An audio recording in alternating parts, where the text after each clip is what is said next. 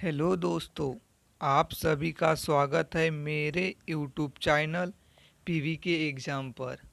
आज हम देखने वाले हैं जो railway previous year science question part 4। हम क्वेश्चन को टॉपिक वाइज देखने वाले हैं जो रेलवे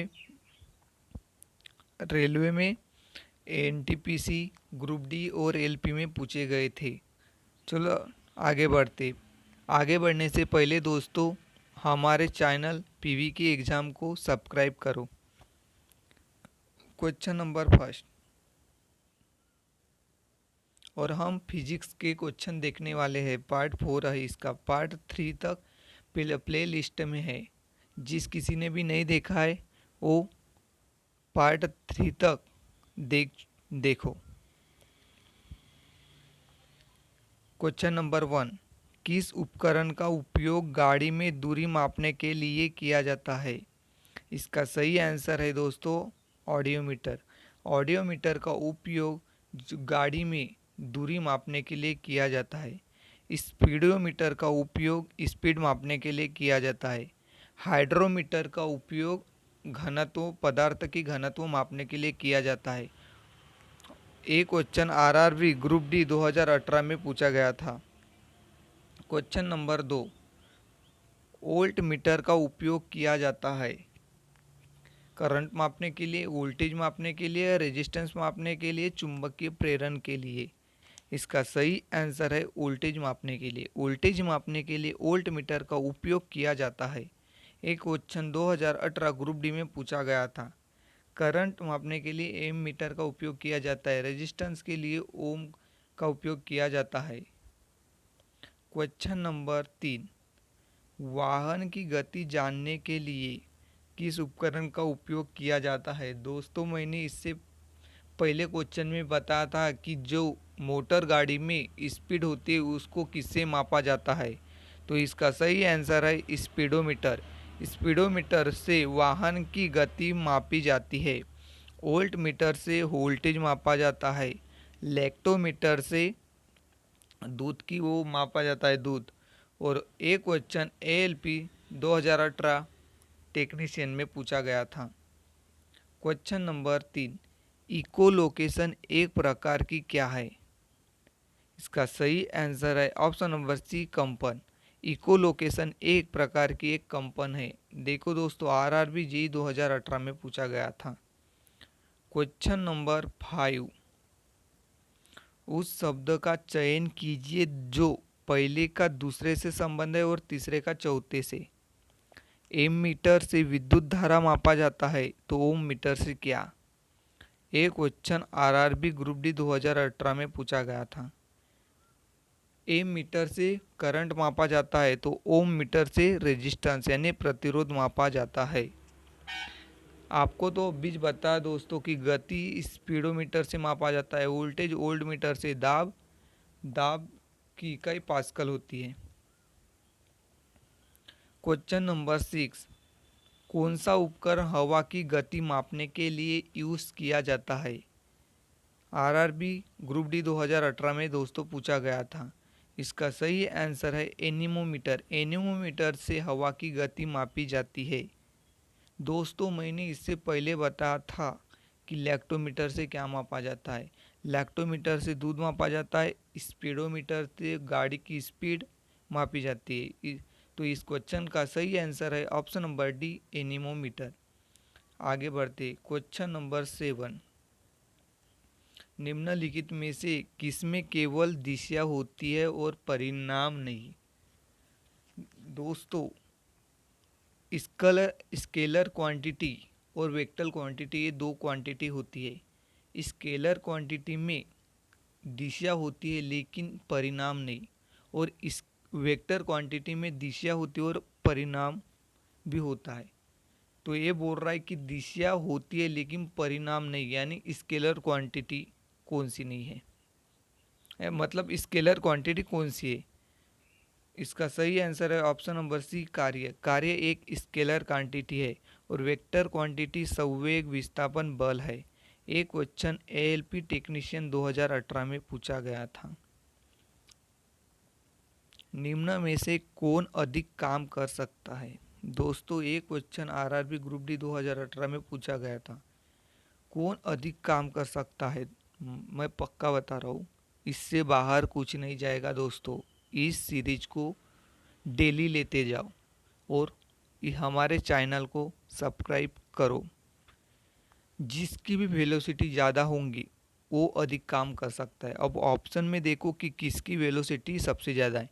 एक घूमता हुआ पहिया, बंदूक की चलती हुई एक गोली, गतिशील पत्थर, एक उठाया हुआ हथौड़ा। तो इसका सही आंसर आएगा दोस्तों ऑप्शन नंबर बी, बंदूक से चलती हुई एक गोली की गतिज ऊर्जा सबसे ज़्यादा है और वो अधिक काम कर सकती है। क्वेश्चन नंबर 9, कार्य में क्या होता है? अब भी जो मैंने बताया दोस्तों, वो क्वेश्चन ग्रुप डी में पूछा गया था और ये क्वेश्चन एएलपी में पूछा गया 2018 में। कार्य में क्या होता है? कोई दिशा नहीं, सिर्फ परिणाम होता है। दिशा और दोनों होते हैं, दिशा और परिणाम दोनों नहीं, केवल दिशा और परिणाम नहीं। इसका सही आंसर है दोस्तों ऑप्शन नंबर डी, दिशा होती है लेकिन परिणाम नहीं होती। सॉरी दोस्तों, इसका आंसर है ऑप्शन नंबर ए, कोई दिशा नहीं होती, सिर्फ परिणाम होता है कार्य में। Question number 10, numerical 2018 group D में पूछा गया दोस्तों। 2018, 20 न्यूटन का एक बल एक वस्तु को 2 मीटर विस्थापित कर देता है और वो 20 जूल का कार्य कर देता है, तो विस्थापन और बल के बीच कितने डिग्री का वर्क होता है? फॉर्मूला, वर्क बराबर होता है दोस्तों force into displacement into cos theta.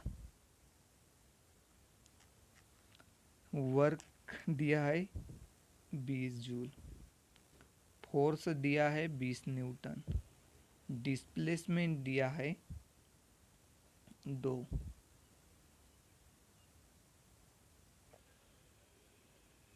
Into कीटा, कीटा 20 कीटा बराबर 40। इसका आंसर आएगा 1/2। कॉस 1/2 वैल्यू किस पे रहती है? इसका सही आंसर है option number B, 60 degree. 60 degree पे 20 जूल कार्य हो सकता है। क्वेश्चन नंबर 11, एक पोर्टल जमीन से 12 केजी सामान उठाता है और वो जमीन से पर ऊपर रखता है, उसके द्वारा किया गया कार्य। जिस किसी में भी स्थिति आई या हाइट आ गई उसमें किया गया कार्य होता है mgh। मास दिया है दोस्तों 12 केजी, जी दिया है 10, हाइट दिया है 15। 10 से 10, 12 गुना 15, 180। इसका सही आंसर है 180 दोस्तों। 2018 ग्रुप डी में पूछा गया था। क्वेश्चन नंबर 12, यदि एक हवाई जहाज 4000 की मीटर दूरी तय करता है और किया गया कार्य तो लागू किया बल क्या है?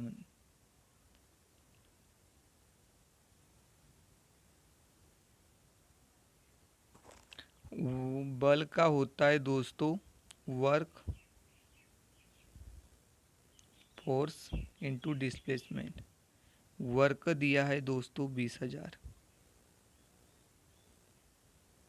फोर्स निकालना है, मीटर हमें डिस्टेंस दिया है 4000, 4000 तो इसको काटोगे तो 5 न्यूटन आएगा।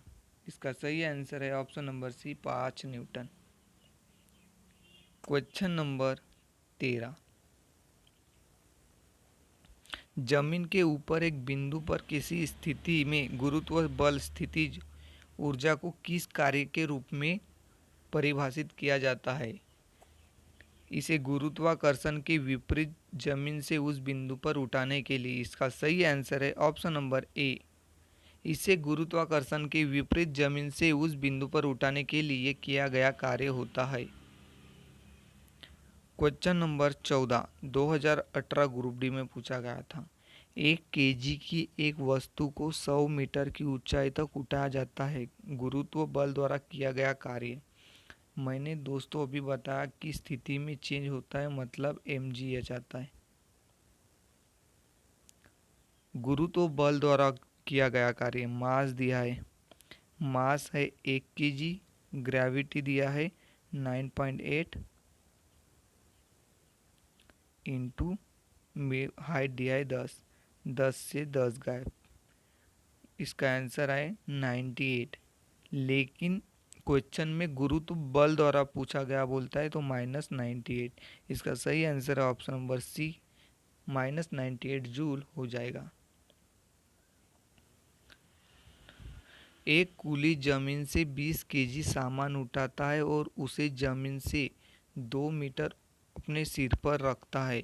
उसके द्वारा किया गया कार्य कितना है? हाइट में, मतलब इसने भी स्थिति में चेंज किया है दोस्तों, इसीलिए इसमें mgh का फॉर्मूला लगेगा। मास दिया है 20 केजी, ग्रेविटी दिया है 10 इंटू हाइट दिया है 2, बराबर आएगा 400 जूल आएगा दोस्तों। एक क्वेश्चन आरआरबी ग्रुप डी 2018 में पूछा गया था। क्वेश्चन नंबर 16, जब कोई वस्तु बल की दिशा में 1 मीटर की दूरी पर 1 न्यूटन बल के साथ वर्क यानी कार्य बताओ बोलता है। वर्क का फॉर्मूला होता है फोर्स इंटू डिस्प्लेसमेंट। फोर्स दिया है 1 न्यूटन इंटू डिस्प्लेसमेंट होता है 1, तो वो 1 जूल। इसका आंसर आएगा 1 जूल, ऑप्शन नंबर सी। एक क्वेश्चन एएलपी 2018 में पूछा गया था। क्वेश्चन नंबर 17, 10 किलोग्राम वजन वाले सूटकेस को उठाकर एक प्लेटफॉर्म पर खड़े यात्री द्वारा किया गया कार्य। वर्क का फॉर्मूला होता है दोस्तों फोर्स इंटू डिस्प्लेसमेंट। जब तक कि डिस्प्लेसमेंट नहीं होगा तब तक कार्य किया नहीं जाएगा। इसमें डिस्टेंस मतलब वो ट्रैवल कर भी नहीं रहा है, वो खड़ा है, तो उसके द्वारा किया गया कार्य 0 होगा। वो ध्यान में रखना। कोई भी आदमी, एक कुली हो या कोई भी हो, अपने सिर पर कुछ वस्तु पकड़कर खड़ा है तो उसके द्वारा किया गया कार्य हमेशा 0 होगा। एक क्वेश्चन एएलपी 2018 में पूछा गया था दोस्तों। एक वस्तु पर बल लगाने के बावजूद भी किया गया कार्य 0 होता है यदि विस्थापन, अब बीज बता दोस्तों, एक वस्तु पर बल लगाने के बावजूद भी कार्य 0 होगा यदि विस्थापन 0 होगा। एक क्वेश्चन 2018 में पूछा गया था और इससे पहले एलपी में पूछा गया था। दोस्तों प्लीज़ इस चैनल को सब्सक्राइब कीजिए ऐसी वीडियो देखने के लिए। हम टॉपिक वाइज क्वेश्चन देख रहे हैं। टॉपिक वाइज में भी फिजिक्स के यूनिट एंड मेजरमेंट के क्वेश्चन देख रहे हैं और अभी ये लगे पावर वर्क के क्वेश्चन लगे हैं। पावर एनर्जी के एक क्वेश्चन है। आगे ऐसी वीडियो देखने के लिए सब्सक्राइब कीजिए। क्वेश्चन नंबर 19, एक लड़का 120 न्यूटन भार वाले बक्से को 2 मीटर तक उठाया जाता है। उसके द्वारा किया गया कार्य। वर्क का फॉर्मूला मैंने बताया दोस्तों, वर्क बराबर होता है फोर्स इंटू डिस्प्लेसमेंट। फोर्स दिया है 120 न्यूटन इंटू मीटर है 2। इसका सही आंसर आएगा 240 joule. 240 joule, option number C. दोस्तों मैंने पहले ही आपको बताया यूनिट बहुत ही महत्वपूर्ण टॉपिक है, इसीलिए मैंने यूनिट के पहले ही क्वेश्चन करवाया, क्योंकि मुझे पता था। देखो वेट को न्यूटन में मापते हैं, फोर्स को भी न्यूटन में, डिस्टेंस को मीटर में, पहले ही क्वेश्चन करवाया क्या नहीं?